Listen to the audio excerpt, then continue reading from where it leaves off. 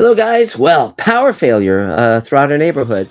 I guess it's too many people using air conditioning, and maybe some of you will come back. Maybe some of you won't. We'll see what happens. Anyway, when I was talking about Comic Con, I was talking about the Star Trek convention, and we'll see how long this stays up and running as we continue our journey together down the waterfall of life. But okay, so the Comic Con I go to learn stuff, to meet people, to all sorts of stuff, present Space Command, to be interviewed by the press. Star Trek Las Vegas, I go for a different reason. Our investor and friend Matt Weiss got us a table, and we have a big banner that shows me in a spacesuit and talks about all the shows I've written for. Uh, because what we found is if we had a banner that promoted Space Command, people wouldn't know. Hi, Mazzo. Welcome back. Uh, if we had a banner just promoting Space Command, people didn't know what that was. Whereas a banner promoting me as the writer of Star Trek Next Gen and DS9 and Babylon 5 and Smurfs and He-Man, it attracts people. And then I could talk about Space Command. So I found a great icebreaker at the Star Trek convention was saying, how many, what's your favorite Star Trek series? And if they said DS9, I'd mention I wrote for that, or Next Gen. If I mentioned the original show, I'd mention that I had met Nichelle Nichols, who was on the set when the show was on. And so forth. So the Star Trek convention is very different if you've never been. It's held at the Rio Hotel in Las Vegas, and the hotel is the same space as the convention. So you never have to step outside, which is good considering what the temperatures are like in Vegas right now. But the fun part is it's much smaller. I don't know, maybe 10,000 people or something. And people dress up in all sorts of fun Star Trek oriented costumes, lots of inventiveness, and all the big major stars from Star Trek are there. William Shatner, Anson Mount, etc. Doug Jones. But so I went, and my goal going to that convention is not so much to inform people about Space Command, although I do that just by my nature. It's to meet the actors, particularly the actors I don't know. And the cool part is that when I'm talking to actors I don't know, I can say, well, if you want to know about me, if I'm legit, I'm, you can ask Doug Jones or Robert Picardo or Armin Shimmerman, and they'll speak well of me. Hello, Fleet Admiral Levy or Levi. Saw you at Star Trek Las Vegas, but didn't get a chance to meet you. I spoke with the other gentleman that was there about any missing rewards I had. I bought a couple Paladins. Yay! Thank you so much. We just had a power failure here in Los Angeles, so if this goes out again, you'll know the reason why. But I'm kind of monitoring it a bit, so just to see. But it should be good for now, and maybe the power will come back eventually someday. Or I'll have to like sign up to follow Immortan Joe or whatever. Um, have there been any actors you uh, met this time that you want to get into the projects? Yes, yes, yes, yes. I'm about to go on that. So I figured out an icebreaker that was great because I'm always trying to figure out what to say to people that will engage them in conversation with me. And in the regular world, often ask people what their big dream is because most people have a big dream. It might be to get a house or raise a family or be a self-supporting actor or whatever. But most people have a dream. Every now and then you meet someone who says, "Well, I'm still searching for that," or dreams are for fools. No one's ever said that, but they will say sometimes I don't have a big dream, which is okay, your loss. But so let's see. Let's see. You're the second YouTuber I subscribed to this week that a power failure has happened to, and someone else will get it.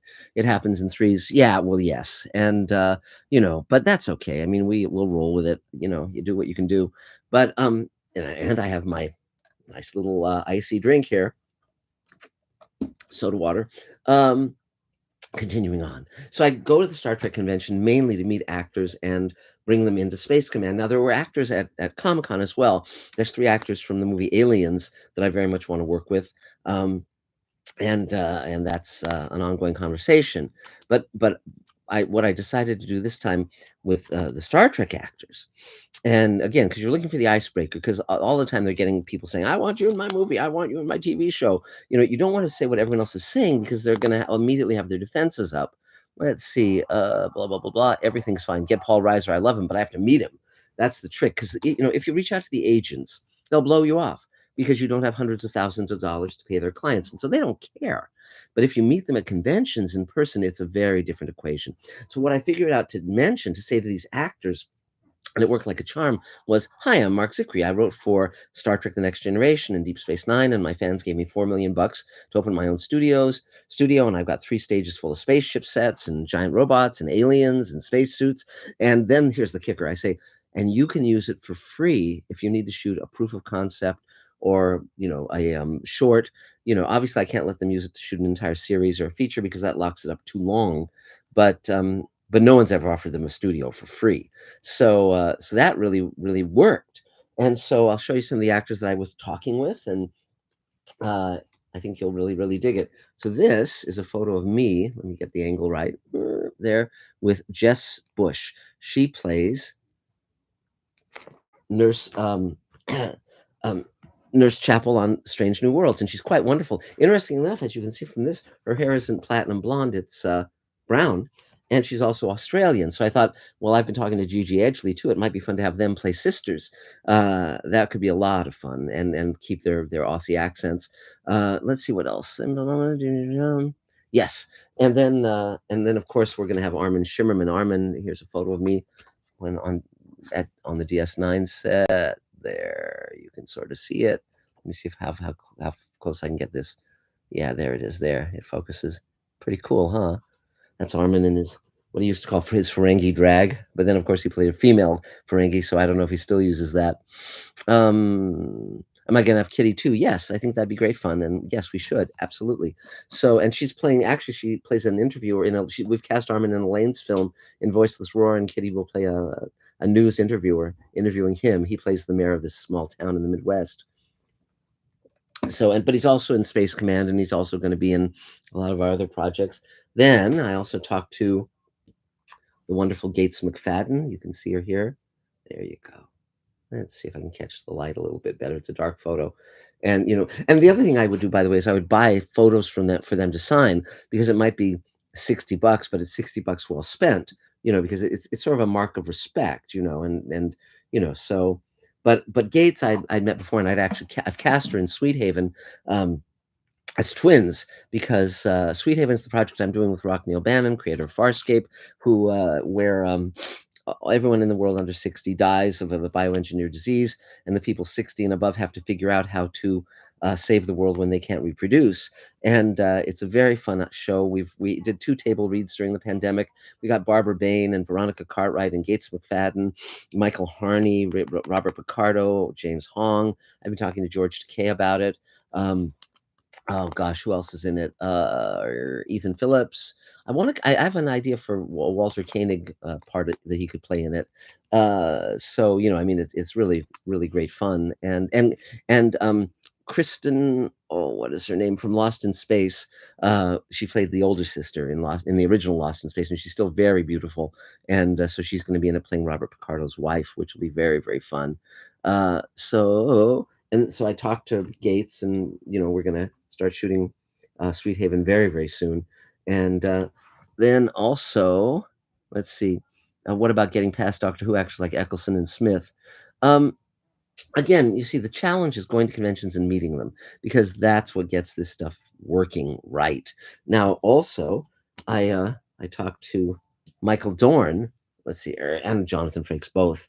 Now, Jonathan, I'm going to have lunch with when he's back in town in September, but Michael Dorn is looking to finish shooting something of his, and he needs 3 rooms and a hallway. And I told him I thought felt sure that our studio could accommodate him, and that gets the conversation going with Michael Dorn. He wants to play non-violent roles because, of course, he's played Worf for so long, and so we can absolutely put him in some really really cool roles for that. Now, I also talked to Anson Mount, which was very fun, and well, I actually talked to all 3 of these people. So that was Mr. Peck, Ethan Peck, and Rebecca Romaine. Now, interestingly enough, Rebecca Romaine is married to Jerry O'Connell, who was my lead actor on Sliders, the 4th season. And I actually ran into Jerry at her signing line, and he was announcing to everyone, "This is my boss. This is the best boss I ever had." And so we're going to get together, and I'm definitely going to cast Jerry in one of these projects of the Showrunners Network, because that would be very, very fun. Let's see, that sounds very similar to Jeremiah, a comic show about a pandemic that wipes out all the adults, and then starts with those kids are now adults, but a bit of a mess. Luke Perry was in the show. Yes, but it's the opposite. So all the older people survive, all the younger people die, which was sort of like AIDS back in the day, because most diseases wipe out the older people first, but AIDS was afflicting the younger generation, and so it was quite terrible to witness up close. So, because I live in West Hollywood, which is a gay community. Let's see. Uh, there are Doctor Who conventions, so I have met some of the Doctor Who actors, but not the leads. The ones who played sort of the companions. No captions this time. Yeah. Jerry O'Connell's coming to Cleveland to promote his new game show. Yeah, see, but exactly. But I'd love to cast him in a dramatic role, because I think he's been kind of dismissed as an actor in a way, or at least as a serious actor. I think that happens where actors get kind of um, pigeonholed. So let's see, Frida Admiral Levy, at a written panel at the Vegas writers panel at the Vegas Con, said that just meeting writers is something that can help. Networking is wildly important. I didn't realize you can do that at these things. Yes, you can, and it's very, very helpful. I ran into Brandon Braga at the Star Trek Con, and we used to go to the same gym together, but then the gym changed ownerships, and a lot of the clientele went to other gyms. So Brandon gave me a big hug when he saw me, and he said, "Let's get together. We must get together." So we will. I've known Brandon since the Star Trek: The Next Generation days. No, no, no. And Elaine was opening the window, but the sun is setting there, and it's a little too bright, and I'll, catch fire and burn up. Yes, yes, yes. Nicola Bryant would be good. She was brilliant in the last two episodes of Star Trek Continues. I'll have to watch that. I haven't seen all of it. I liked what I saw, though every now and then I thought that he was imitating Shatner rather than acting. And the fight scenes I thought were very poor, because they were replicating something in the '60s that worked back then, but it's laughable now. So when I directed, executive produced, and co-wrote World Enough and Time for Star Trek New Voyages, my whole philosophy, and I had a final cut on that episode, which meant no one could touch a frame of it. My whole idea was to do a show now, a show commenting on the current world. It was 16 by 9, so the standard letterbox of TV sets now. The idea was that we were not doing something nostalgic as though it was set in 1966. The idea was that this was a show if we were doing it now, with modern day effects and modern day acting and modern day everything. And I'm very proud of it. So, yeah, I didn't run into Ron Moore, but I very much want to reach out to Ron. I know him, even though we're not friends, we're friendly acquaintances. And I did talk to Ira Bear and offered him my studio. He's trying to get movies made and having a very hard time getting financing, which is true of almost everyone I know. So, and by the way, our Kickstarter campaign ends tomorrow. We're $16,000 shy. We're offering Space Command tunics, screen used tunics, with a certificate of authenticity plus a signed photo of the actor who wore that tunic. We have 8 of them. They're $1,000 each, and so run and go, because if we can, I do not want to lose $50,000 because we seized up in the last few minutes. So please, if you can throw anything our way, it's the Space Command Great Solar War campaign on Kickstarter. So that would be much appreciated. Um, Let's see what else. Ira, yeah. I saw Robert Hewitt Wolf on the panel, but I wasn't able to talk to him. Uh, I think Ron Moore is a terrific writer, and I think Ira was a great showrunner. But I don't really need other writers. That's the thing. It's Gigi Edgley, by the way, is an actress that I very much want to put in our shows. And I was talking to Jess Bush, who plays Nurse Chapel, and I was suggesting perhaps they could play sisters, so that would be very fun. They're not quite right. Gigi Edgley is about 16 years older than uh, than Jess, and so it'd be a bit of a reach for her to play her mom, unless she had her when she was very, very young, which is possible. We could do sort of a science fiction Gilmore Girls. Let's see. Yeah, John Delancey. I talked to John at the convention, but I haven't found a role for him yet. Uh, it's signed by the artist. It's there's a wonderful artist who shows her works at the Star Trek Las Vegas convention. I just love that painting, so I got it. Let's see. Um, going to try and contribute more to the Kickstarter. I believe in Space Command. It's a great idea. Yeah, and my plan is to shoot all of the 12 hours of Space Command this year. We're now shooting hours 7 and 8, and just it's moving along. I mean, this one's going to be a very big episode. It's got lots of stuff. We're building a two-story spaceship command deck right now on stage 2 of our 3 stages, and at Space Command Studios.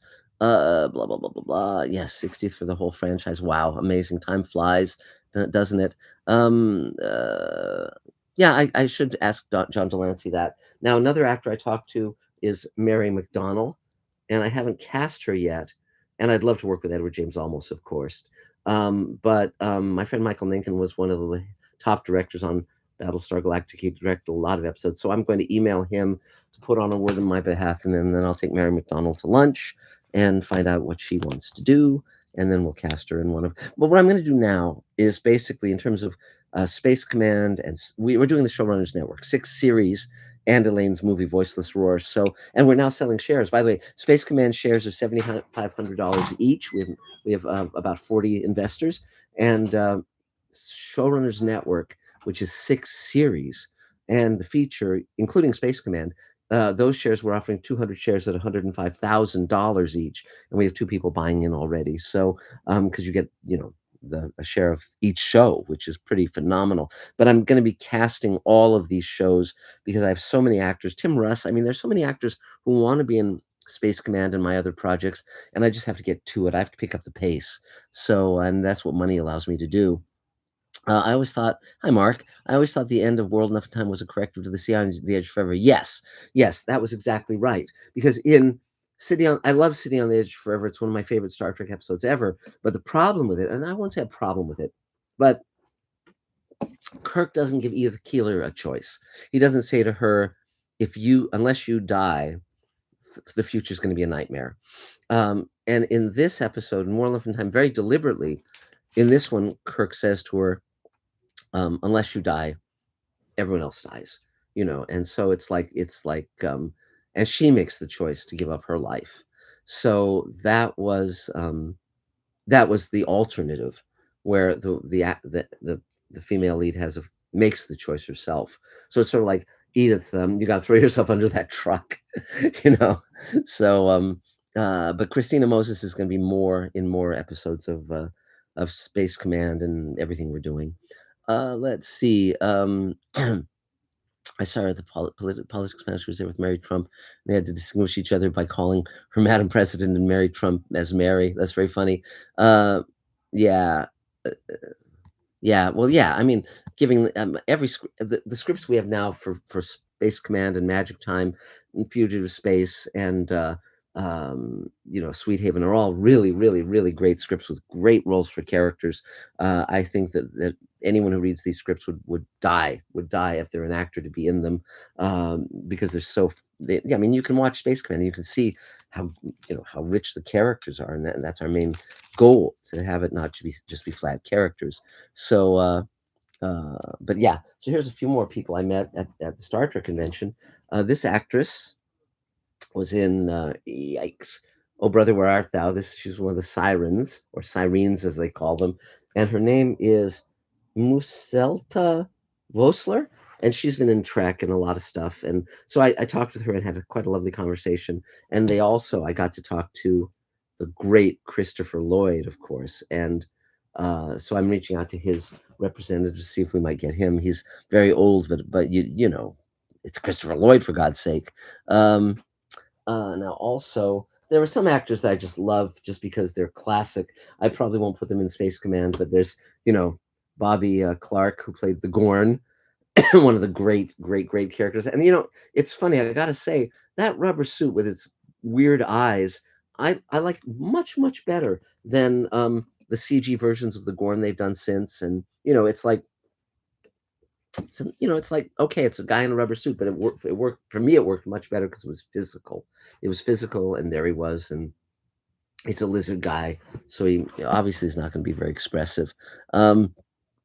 And then another actress who was wonderful, played the salt vampire to Mark. I need salt, and that's Sandy Gimple, and she's older now, but that's a great photo. Period.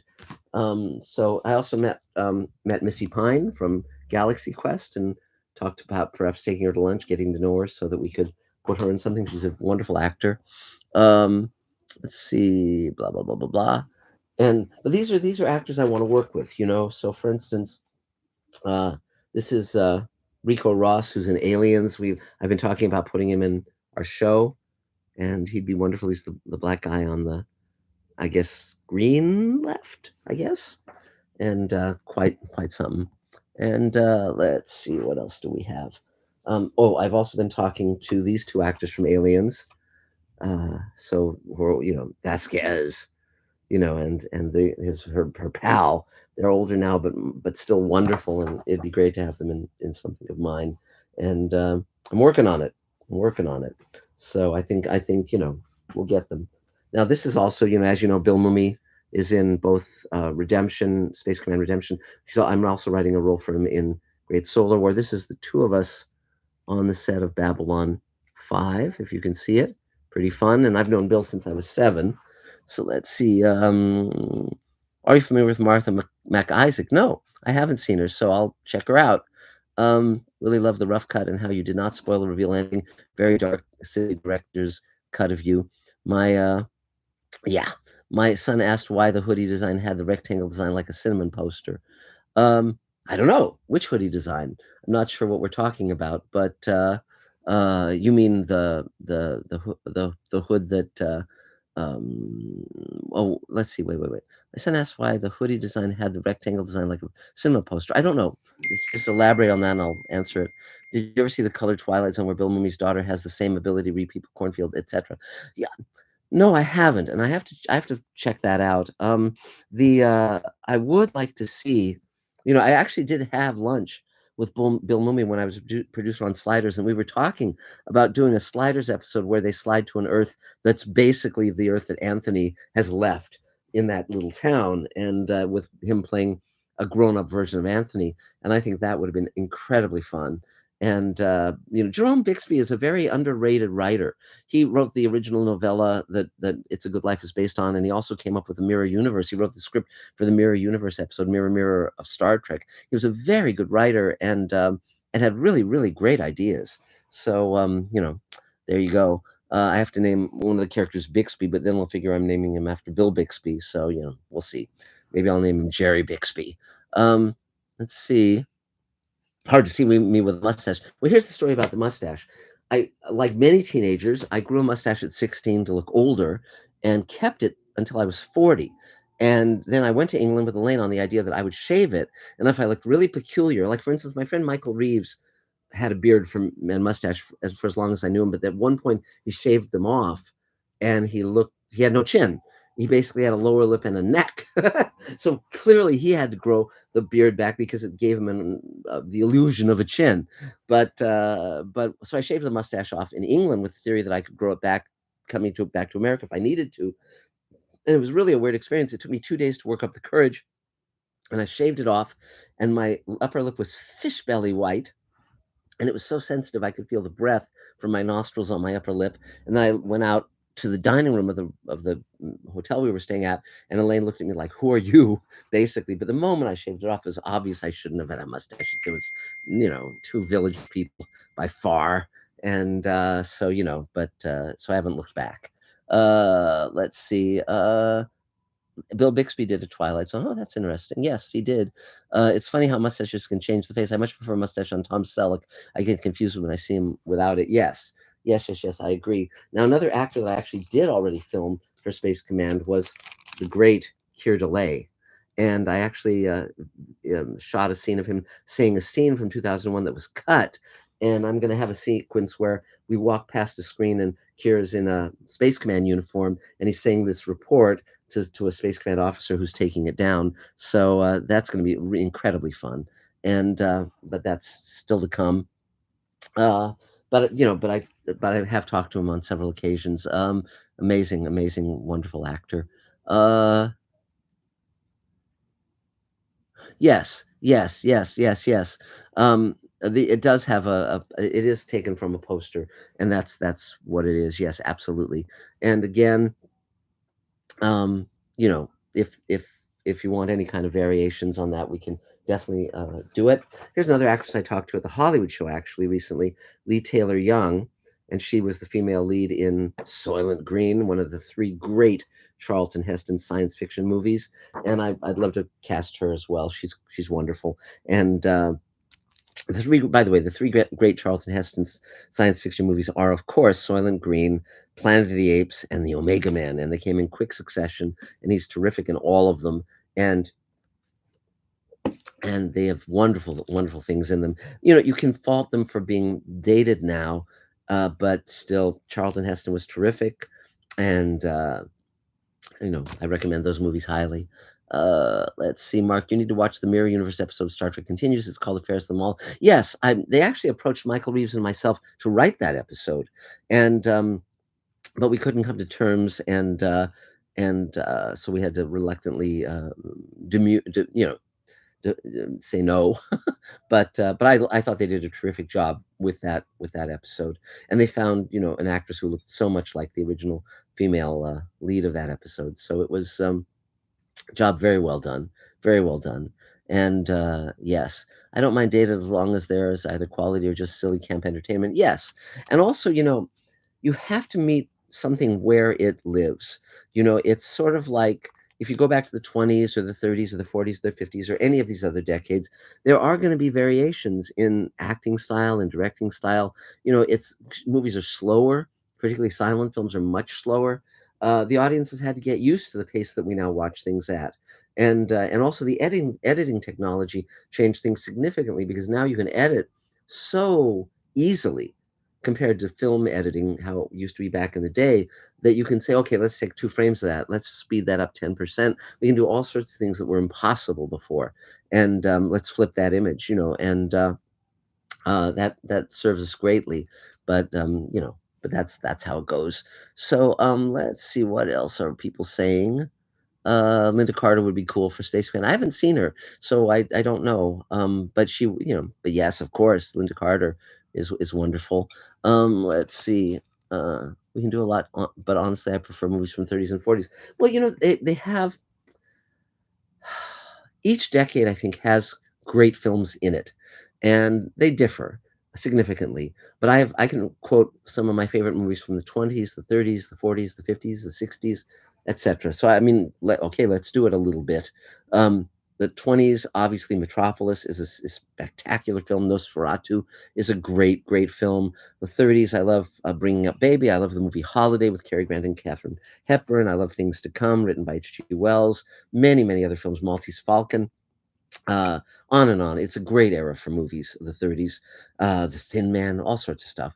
For the 40s, let me think. What do I like from the 40s? A little harder because the war was on for the first few years of it.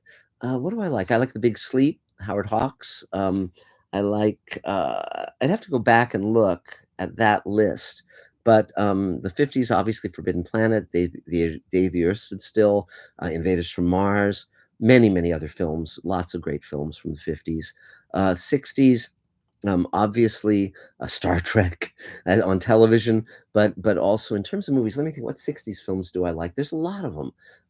In the Heat of the Night comes to mind. Judgment at Nuremberg. Those are sort of weird choices. I'd have to go back. Well, obviously, I just mentioned Planet of the Apes. 2001, of course, is a landmark film. From the '70s, I like many, many films. Silent Running, obviously, Soylent Green, the Omega Man, if it was in the '70s, with that was that right at the crossroads there. 80s. I blur as to which movies were made during the '80s, '90s, 2000s, but obviously, the original Total Recall. Alien was made in '79, brilliant film. Aliens was made in the '80s. Um, on and on. Blade Runner in the '80s, of course. And then in the '90s, again, I'd have to go back and look at what was made in the '90s versus the 2000s. But in every decade, there's films I love. And let's see, they are remaking Nosferatu, and it looks like it might be pretty cool. Uh, Interestingly enough, they remade Nosferatu once already. Well, here's the story. Here's the fascinating history on Nosferatu. Um, Bram Stoker, of course, wrote Dracula, and it's one of the great horror novels of all time. If you've never read it, please read it. It's a great piece of work. Um, then Murnau, F.W. Murnau, made a ripoff of Dracula where he just changed the names changed it to Nosferatu, changed the names of the characters. Bram Stoker's widow sued because the book was still under copyright and won, and all the copies were ordered to be destroyed. And for many years, you couldn't see Nosferatu, you couldn't watch it. Fortunately, various collectors had kept prints of it, and so they were able to reconstruct it, and that's the version you can see now. And it's a great silent film. It's one of the greatest. And but then Klaus Kinski was in a later version that was made, I guess, in the 80s, I think, and it starred Klaus Kinski, and it was made in both German and English, not dubbed into English, but they actually shot it in both German and English. Now I've seen bits and pieces of it. I haven't seen it in its entirety, but I've liked what I've seen, and so it's something I'm going to be doing. I mean, I'll watch that one, and then I'll watch the new one, which may be good. I hope it's good. It looks good. I've got a group photo with my dad, myself, Christopher Lloyd, and William Shatner. I first saw Shatner at the National Space Society's conference back in May. Shatner didn't seem to be rude. I think here's the thing about Shatner. When you get older, you sort of see the journey of your life and you can let go of things. And Shatner was awful in his youth because, for instance, when he was on Star Trek, he was stealing other people's lines, cutting down their lines. He was very, very selfish and not a team player. He wasn't generous with the other actors by any means. He was egotistical. He was arrogant. He was dreadful. And that was all true. But as you get older, I mean, he's not in his 90s now. He knows what his life has been and what his career has been. And he doesn't have to be an asshole. He can be gracious because he knows that he has succeeded. He knows that he made it, that he's one of the great actors of the 20th century into the 21st. He's one of the, and even if with all his Shatnerisms, he's unique. He's a huge star. He did sort of what he set out to do. And he was lucky because there are many great actors who never, ever, ever get that role that puts them on the map. And he did. He was very, very lucky. And so like when he went up into space, I think why he did that, which was there were only two things that were going to happen with him going into space. One was he would go up into space and come back down, and it's like Captain Kirk goes into space, and he'd be able to say, "What an amazing experience," and blah blah blah. Fine, but if he had gone up in space and had blown up, it would have been perfect too, which is Captain Kirk dies in outer space. So there was no downside to that because when you're 90, and then you blow up, it's a fast death and not a bad one. So there you go. So let's see what else. This Island Earth was a great film. Yes, quite right. Yes. Glad you start from a screen. By the way, I have a signed copy, an author signed copy of This Island Earth, the movie edition from the 50s with dust jacket. So that's super cool, by the way. And I started to read the novel, but I didn't get far into it. Um, Glad you start from a script and a story and have a direction to the layers of characters and contradiction to some universes currently busting budgets. Yes, absolutely. Because I don't want to give actors trivial or flat roles because that shows a lack of respect for one thing, and also why waste Armin Shimmerman? Why waste Robert Picardo or Doug Jones or any of these phenomenal actors? Mira Furlan. I mean, these are incredible actors to work with, and so I'm gonna do my bring my A game always, always, always. Let's see. I think my film digest stops before 1950. My parents influenced a lot of my interest since they grew up in the 1960s and 70s. Charlton Heston did some great sci-fi in the early 70s. Yes, he did. Actually, Shatner was on Haven as a villain, and I rather liked his performance. That's fun. That's very fun. Not the best show, of course, but it was enjoyable. Yeah, I mean, he's memorable. He's distinctive. If you want to see him pre-Star Trek, he's in not just The Twilight Zone, brilliant in The Twilight Zone, but he's also in Judgment at Nuremberg and many live TV things like Playhouse 90. So you can find Shatner in his heyday doing some really wonderful acting. I read an analysis of Mary Shelley's Frankenstein was her nightmare of our age of organ transplants and prosthetic limbs. There's two versions of Frankenstein. There's the one she wrote in 1818 and then one that was published in the 1830s that her husband, Percy Bysshe Shelley, kind of fancied up, not to its advantage. The earlier one, I think, is better, and because she was a young teenager and had a lot of zest and was not um, too formal. And so that's, it's a great book, truly a great book. Um, let's see.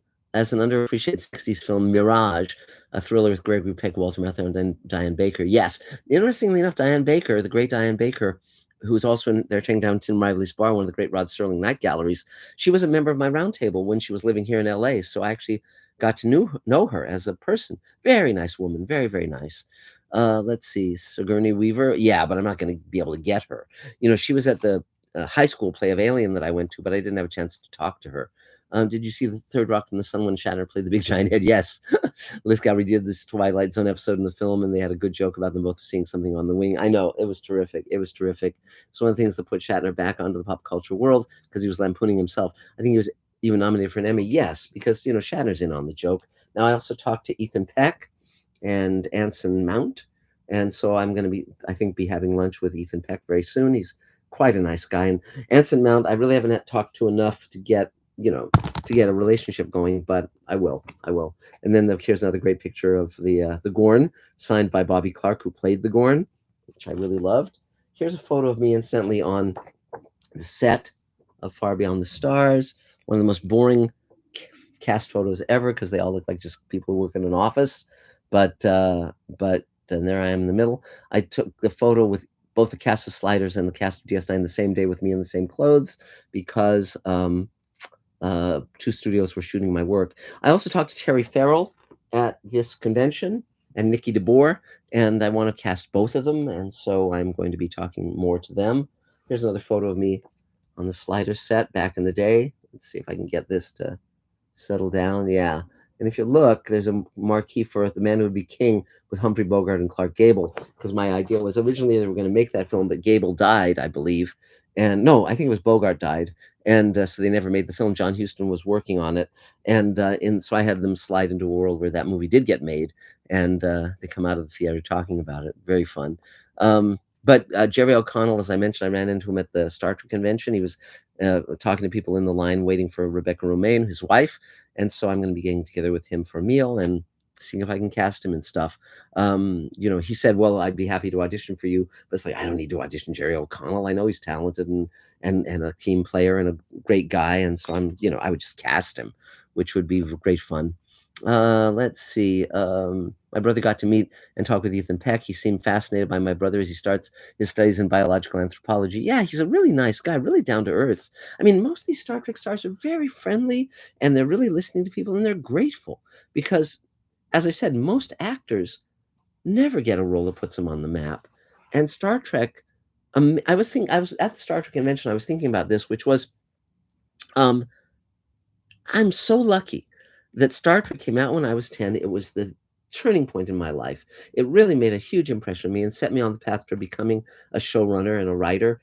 And I could have just as easily been crazy about Gunsmoke or Mannix. And where would I be now? There's no Gunsmoke conventions. There's no Mannix conventions. I mean, they have old Western conventions, but it would have been, well, that was here and gone. Star Trek, here it is 50 years later, and still going strong. And I'm so lucky because I get to work with these wonderful actors. I get to have my name in the history of Star Trek. And what a lucky guy I am. And thank God for that. And thank you all for being fans of this science fiction genre. Science fiction as a whole has achieved enormous popularity when it didn't need to have. So I'm a lucky guy. I'm a happy camper, to say the least. So let's see, where are we? Let's see. Um, have you watched On the Silver Globe?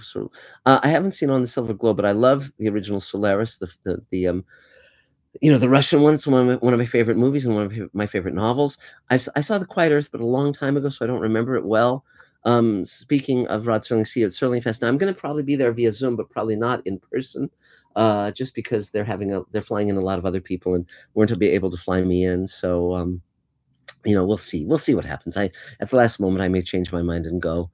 But when you write, you have to be in total silence. Can you have the television on, or do you have to listen to certain kinds of music? When I can write many, many places under many, many circumstances. I can't have the TV on because that will distract me, but I can have music playing, particularly if they're not singing. If it's a song I know, I'll start singing along with it in my head, and that's distracting. If it's just orchestral, I can do it. I can also be places where people are talking, as long as they're not talking to me. I can generally write. I can write in a moving car as long as I'm not driving it. I can write in a jeep driving through the jungle. I did that when I wrote a pilot that we shot in Thailand. So I'm pretty good that way, and I can type in a moving car. I can write in a moving car. Yeah, I can read in a moving car. So I can read on walking on a treadmill, which but I can't run obviously and read. So Sterling Fest is in Binghamton, New York, where Rod grew up. Let's see, Terry would be quite fun. I think she's looking to start acting, and yes, and she's wonderful and she looks great. Um, it's Sterling Fest in the U.S. You need to bring it to Europe so I can come. Yes, I think that's a very good idea. Jerry seems like he has a decent head on his shoulders despite being raised in Hollywood. Yes, he does. And he not only acted in Sliders when I was the producer during the fourth season, he directed a number of episodes. He directed one of mine, Slide Cage, which I wrote, which was shot the same week I was you know doing Deep Space Nine, Far Beyond the Stars. It would certainly be a dream of mine to write for Star Trek. It's fun. It's super fun. I was very lucky because I got to come up with stories for Next Gen and Deep Space Nine and write for Star Trek New Voyages. So I never thought I'd get to write for Sulu or Kirk, Spock, McCoy, Uhura, all those great characters. And I did. And that was a dream come true. To be able to write something set on the Enterprise, the original Enterprise sets, they were rebuilt from the plans, phenomenal. And if you have never been to upstate New York to see those sets, I highly recommend it. It's pretty much a museum now, but well worth seeing. Well worth seeing. And of course, I was on those sets, the original sets, when I was a kid for the last episode that was ever shot of the original Star Trek, which was Turnabout Intruder. So it was very funny because I was able to tell Jess Stone, who plays Nurse Chapel now, that first of all, I never liked the Nurse Chapel character. Here's the history of that, just to let you guys know. Roddenberry, for the first season of Star Trek, cast actresses in leads that he had slept with. So, Nichelle Nichols, Grace Lee Whitney, and Majel Barrett. Now, whether or not Grace Lee Whitney and Nichelle slept with him, I don't know. Yeah, I think they probably did. I think they did, but he cast them. But Majel Barrett was his mistress at the time. He was married to Gloria, but he put Nichelle in an apartment around the corner from Desilu so that during his lunch break he could go and have an assignation with her and so forth. So he cast her as number one in the pilot that was shot. Star Trek pilot was shot in 1964 with Jeffrey Hunter. The network didn't like her because she always had a very hard edge. I think she would have been great as number one. I think that hard edge gave her a commanding quality. I like her much better as number one than as Nurse Chapel. But then as a sop to her, he created Nurse Chapel, and she was like a blonde and wore a blonde wig, and she was always running after Mr. Spock, and I found her very whiny. It's like, oh, Mr. Spock, why won't you love me, Mr. Spock? Pining after Mr. Spock, muck time when she goes in to bring him a meal, and he throws the plate aside, the tray aside, and it's just like there was never any chemistry. She was too whiny, too much of a simp, and I just had no. Every time as a kid, whenever she was in the scene, I would like always just kind of wince. And it wasn't Majel Barrett, the actress. It was just the way the character was written. So I told all this to Jess Bush, and I said, I think you're so much better as Nurse Chapel. And I think Nurse Chapel is such a better character in Strange New Worlds. I really like her a lot. And so hopefully I'll get to work with her. I really would love to. Let's see. Shatner is one of the only two actors I'm aware of who did all the major 50s, 60s anthologies. Twilight Zone, Outer Limits, Hitchcock Presents, Thriller, One Step Beyond. Harry Towns is the other. Yeah, I'd have to look into that. A lot of actors were in a lot of those shows. But for instance, Leonard Nimoy has a small role in Twilight Zone, and James Doohan has a small role in Twilight Zone. George Takei has a lead role in Twilight Zone, and so but and Outer Limits has many, many, many great actors. Robert Duvall, was in many of these shows too. He's in Outer Limits. He's in he's great in Outer Limits in both of the episodes he did. And there's a lot of cross fertilization with these actors. He's in Twilight Zone in the episode Miniature. Let's see. Mr. Wood and Mr. Tin. Yeah, Jerry and Will would be really fun together in in something you write. They both love sci-fi and work together as kids. That's fun. Well, the two I'd love to see in a scene together would be George Takei and James Hong. Now I've worked with both of them, and James Hong, of course, is in Space Command, and I wrote a role for him in Sweet Haven. But I'm if I'm going to put both of them in a scene together, I don't know if they've ever acted together. You can look it up for me, please. And but that would be super. I'd have them play kind of, bitchy characters, kind of who've known each other forever, and they just are always, sarcastic of each other, sort of like the Odd Couple, or the yeah, just you'll see if I get them together, it'll be a lot of fun. Let's see.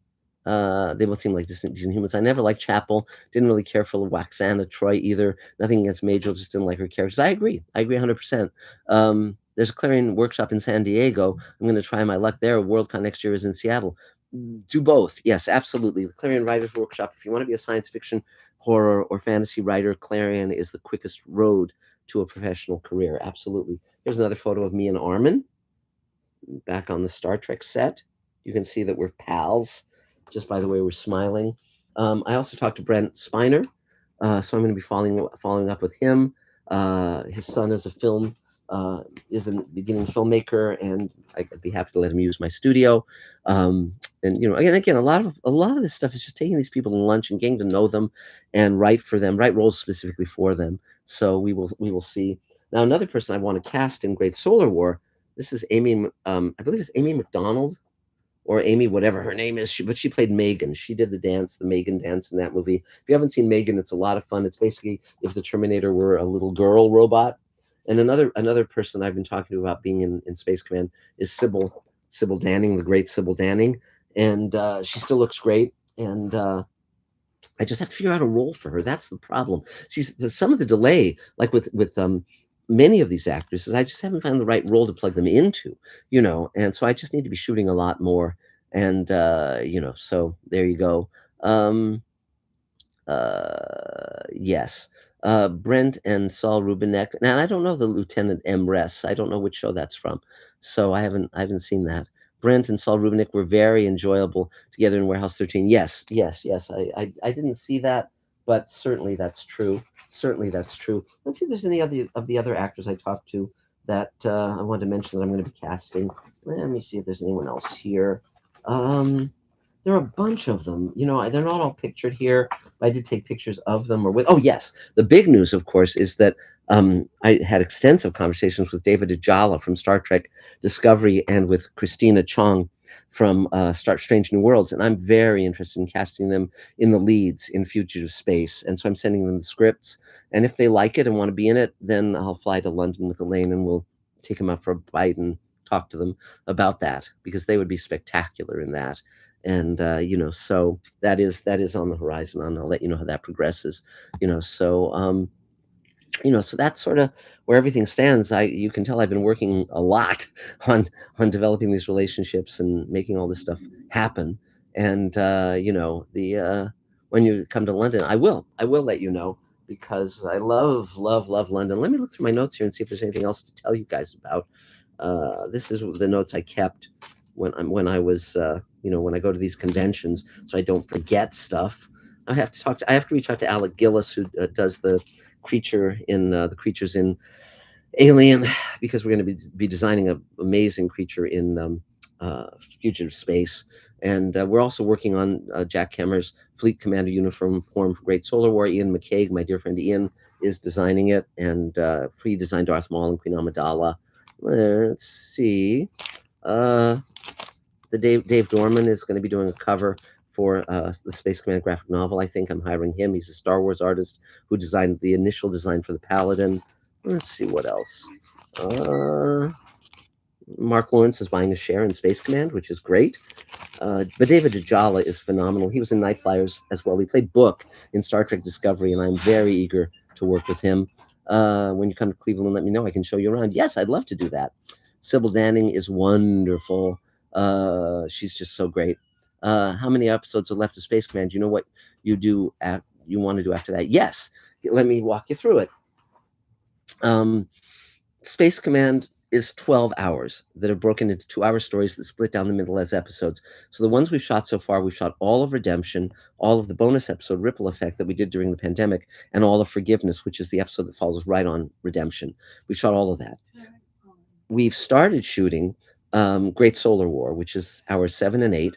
Then the next 2-hour episode is an episode called um, Empire, and that'll star Christina Moses of A Million Little Things and World Enough in Time, and also Armin Shimmerman and our many Space Command actors that we've come to know and love. And then after that is the final 2-hour episode of Space Command's first season, which is Mousetrap.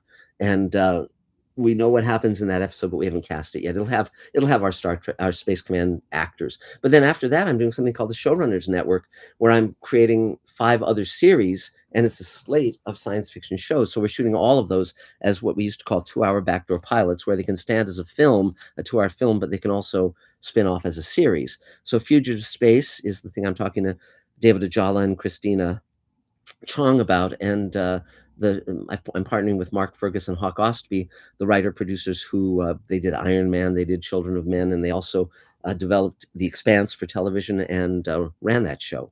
So they're my partners on Fugitive Space. Rockney O'Bannon and I have co-created a new show called Sweet Haven, where everyone over 60 survives a genetically altered disease that kills everyone under 60. So the people 60 and above have to figure out how to survive and keep humanity going when they can't reproduce. And that has Gates McFadden, it has Veronica Cartwright, it's got Bob Picardo, Michael Harney, Barbara Bain, uh, on and on and on. Just an amazing, amazing cast. James Hong is in it, and we've done 2 table reads of it, video table reads, and we will soon be shooting the pilot. And then another show to our backdoor pilot we're doing is Magic Time, which is based on my series of novels that was based on a pilot Elaine and I wrote, where all the machines in the world stop running and magic comes back. Christina Moses is in it, Armin Shimmerman, and there's a great role for Doug Jones that I'm going to show him very, very soon, because he's terrific and would be brilliant in it. Brilliant, brilliant. So we'll see how that goes. Um, let's see what else. How many hours a day do you work? Oh, but let me finish the Showrunners Network. So Dante Station is a science fiction noir set near the core of the galaxy in a mining operation that's sort of like a shaft city. So it's like the city in Blade Runner, but vertical and underground. And it's sort of a noir. It's about a New York homicide cop who's coming off a very bad divorce, and he has a very, very rebellious teenage daughter, and they move to this. He becomes a homicide cop in this shaft city near the core of the galaxy. That's humans and a number of alien species. So it's sort of Babylon 5 done as a noir cop show. And then I think that's the. Oh, and then there's Rod Serling's After Twilight, which is a new Rod Serling series that I'm talking to the Serling family about.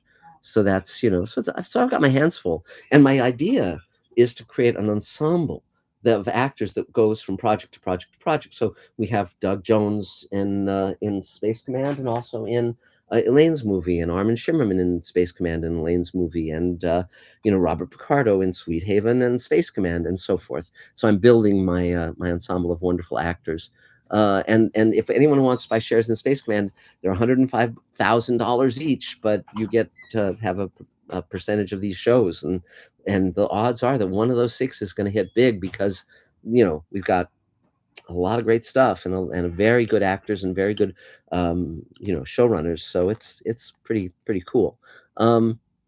What's the time frame for all the projects you've got in the boil? I'd like to shoot all of those pilots within the next 2 years, and so it's just about raising the money and having the endurance. But the scripts are written, so it's just getting to it. Katie Sackhoff expressed interest some years ago in a script I wrote that could be included in After Twilight. It was written for Twilight Zone when they brought it back in the late '80s, and it was the censors shut it down 2 weeks before it was shot because they thought it was too hard edged. It's called Knife Through the Veil, and it's a really great script. I wrote a role for Armin Shimmerman in that as well. Let's see. And Katie Sackhoff, of course, is from Battlestar Galactica. In Sweet Haven, is the disease natural or some sort of terrorist attack? Neither. Neither. It's a bioengineered disease intended to be used as a weapon of war. The basic idea is that it kills young people, not old people, on the theory that it would kill the soldiers, but the commanding officers who were older, who would negotiate a surrender or a peace, it wouldn't affect them. And so that's sort of the notion, but it gets out of hand, as do so many things. Um, if I had 105,000, I'd happily send it to you. Well, get busy. Start saving your pennies and your deposit bottles. Loved Ben Bova's great solar system series of novels. Had a lot of mining the asteroids and Mars angles. High school teacher shoved one of his books in my hands after he caught me reading. Yeah, I liked his book on Mars. I thought that was a really fun book. And so, but again, for me, I love working with actors, and so it's very fun to cast them in roles, and very fun to have a continuing friendship with them so that they can play a variety of roles. It's very interesting because when I came up with Far Beyond the Stars, I said to Armin, we're going to do an episode of DS9 where we get to see your face for the first time. And he was really thrilled with that. So, so there's the, you know, what I know about all of this stuff. Now, we've been talking for about an hour on and off. So maybe I'll take a couple more questions and then I'll sign off because, I've only got so much brain in my head. I'll run out of words and then I'll just be staring at you like certain older politicians I could mention. So, so if you have other questions, but that's what I've been doing. So August 26th, 27th, 28th, we're going to be shooting at Space Command Studios. And again, as I said earlier, our Kickstarter campaign ends tomorrow morning. And we're $16,000 short of the $50,000 goal. So even if you can throw $100 our way or a couple hundred, it helps. All this stuff helps. And if you can obviously, if you want to buy a share in Space Command and put $7,500 in the campaign, you can get a share in Space Command, but also get the perks that that level would get you. So there's a lot of possibilities. What will happen if we can't reach the goal? No, you lose it all. It all goes away. If it's one penny short, it just goes away, and you start from scratch. So that's not fun. I mean, I have a faith in my investors. I have faith in my fans. We're gonna get there. It may seem impossible at the moment, but it's not impossible. And I've been talking to people and seeing and I sent the word out to all the investors. So it's like that's just how it works. How many hours a day do you work? Not just writing, but emails, notes, coordination. We work 5 days a week, Elaine and I, and we try and take weekends off, but frequently we're working on the weekends too. But we try to stop at like 6 at night and just decompress and relax, maybe have a good meal. But we're not always able to do that. Certainly when we're shooting, we're working longer hours. But when we're shooting, we're working a minimum of 12 hours and somewhat more than that because we're arranging things for the next day or whatever. But typically, I get up around 7-ish, and on gym days, I get up at 6:30, and work out for 3 hours with our trainer. That's on Tuesday, Thursday, and Saturday. But we usually get to work by 10, maybe a little earlier. And I'm writing, I'm designing costumes and sets with our team. I'm raising money. I'm doing all sorts of juggling it all. So, for instance, today, to give you an idea, I was going over some scenes Elaine had written for Great Solar War and making notations, and we're going to be putting that into the script, getting it ready. I was reaching out to our investors to save the Kickstarter campaign. I'm doing this live stream for that purpose as well. I was talking with Ian McCaig about the design of the of Jack's costume, and a number of other things too. So it's I'm always juggling between different tasks, but always moving everything forward. And it works. It works. It's fascinating. I love the variety. In my perfect world, I would be writing every single day. I'm not doing that, which is a shame. But I'm always thinking and always pulling stuff together and coming up with ideas, and then as I meet people, I come up with more notions like Gigi Edgley, working with Jess Stone, which would be Jess Bush, which would be so fun. What non-writing hobbies do you and Elaine have? Um,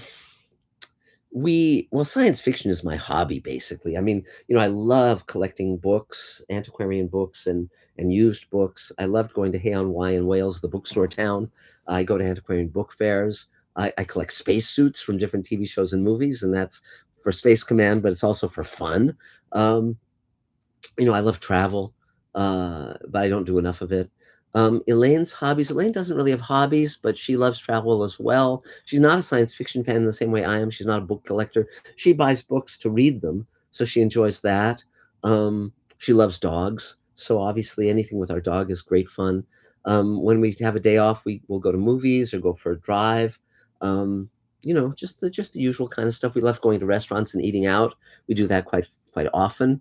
Um, uh, so. And then, yes, I will show my book collection sometime soon, but it would probably be a number of different videos because I have such an extensive collection. Just to give you an idea of sort of what I collect um, I used to collect Dickens, Twain, Ace Rider Haggard, what other, all the Wells, H.G. Wells, first editions from the 1880s, 1890s. I've got a lot of those things. I've got a first edition of The Time Machine, first edition of Huckleberry Finn, two first editions of Huckleberry Finn. One is first edition of First State, which is pretty cool. I've got an early edition of Dr. Jekyll and Mr. Hyde.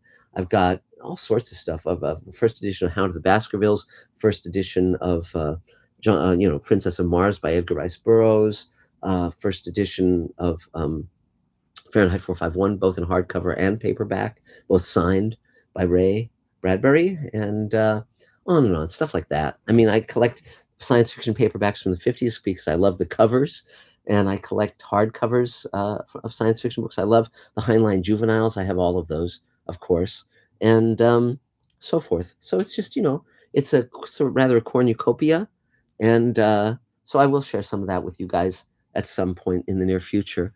Let's see. What am I reading now? I'm reading a lot of stuff. I generally am reading a nonfiction science or history book. At the same time, I'm reading some classic science fiction work or some recent science fiction work. I may be reading. It's what it's well like. Okay, I'll show you. I'll give you an example. Let me walk over here for a second. Urgh. Oh, lights don't work. Okay, so yeah, here's some books. Here's some books I'm in the process of reading now.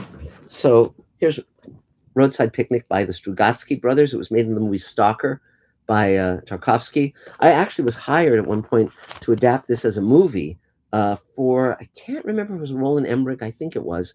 This was maybe 20 years ago or more, and that nothing came of it, but that's okay. And then I'm reading Life Force because I just watched that movie again, and it's a how can I say this? It's a goofy movie, but if you think of it more as analogous to like a Quatermass film, like 6 million Years to Earth or whatever that's called, Quatermass in the Pit, then it really works. So I've been getting into Colin Wilson, and I'm reading this and really enjoying it. It was originally called The Space Vampires, which I think is a pretty great title actually for luridness. Um, but I'm reading, and I'll also be reading audiobooks at the same time. So I'm reading more of Colin Wilson's work. I'm reading a bunch of stuff, just a bunch of stuff. And then another book I'm reading currently is Vanishing New York, which talks about sort of how New York was gentrified and lost a lot of its personality. So, because I noticed last time I was in New York that all these ethnic neighborhoods had gone away, and instead there were all these sort of chain stores in all the different neighborhoods. So, and that was so sad.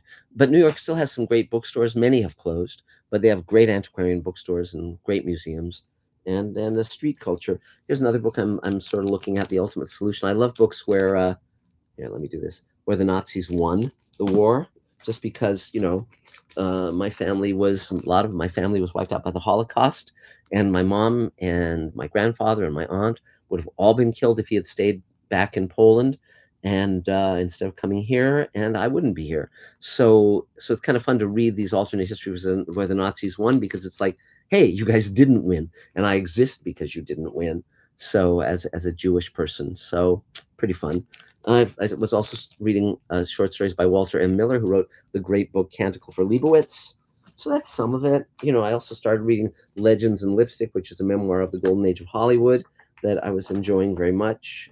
So, so whenever I find anything, I'll buy it, if it's not too expensive, and I'll read it, and in my copious free time. So yeah. So let's see.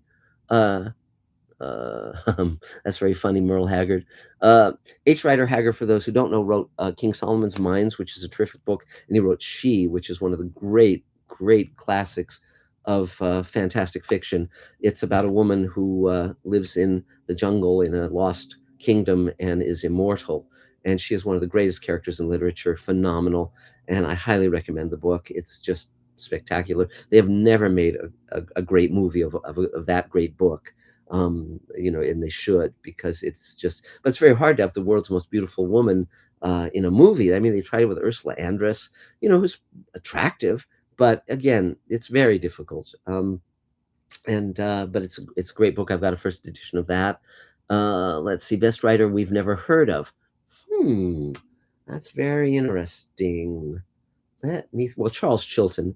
Charles Chilton is one of my favorite science fiction writers. He wrote Journey into Space, which was this great science fiction radio show. Now, I've put it on Mr. Sci-Fi, so you can listen to all three series he did. The first is Operation Luna, which is a journey to the moon. The second one was Red Planet, which is a journey to Mars. And the third was World in Peril, which was essentially an invasion force from Mars coming to Earth.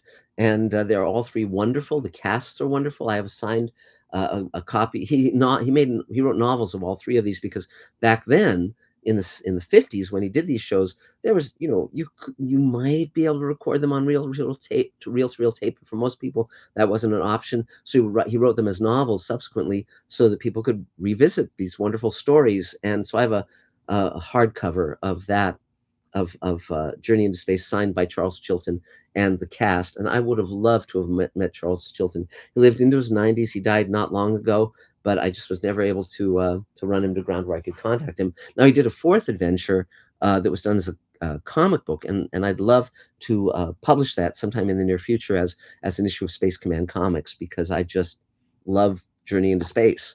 And so we will see what we will see. So that's about it. But definitely check him out if you can, and go to Mr. Sci-Fi. Just type in Journey into Space, or whatever search words, and you'll find it. You'll find it. Let's see. Setting cities alight and whatnot. She who must be obeyed. Yes, exactly. Elaine has a hat that says that. That's what she was referred to. Aisha. Her name was Aisha, which H. Rider Haggard said should be pronounced Asha. So I've heard audiobooks of it that pronounce it both ways. There's also a really interesting audio book of it that's abridged, but has Kathleen Turner playing Aisha, and I think she's pretty wonderful in that. Back when she was a femme fatale, before she became this interesting, strange creature that she is now. Let's see. I'll definitely check out those radio plays. Thanks. Great. Terrific. So I think, given the fact that the power has not come back on, we are in a bit of a power failure. I will bid you all adieu, and please go to the Kickstarter campaign. Do what you can, and if you want to come to the set and see us shoot, you're more than welcome. Just email me at markzicree@gmail.com, and we'll make sure that happens. Or if you want a tour of the studio when you're in LA, just mention that. So good talking with you guys, and it's fun. And onward we go. Talk soon. Take care.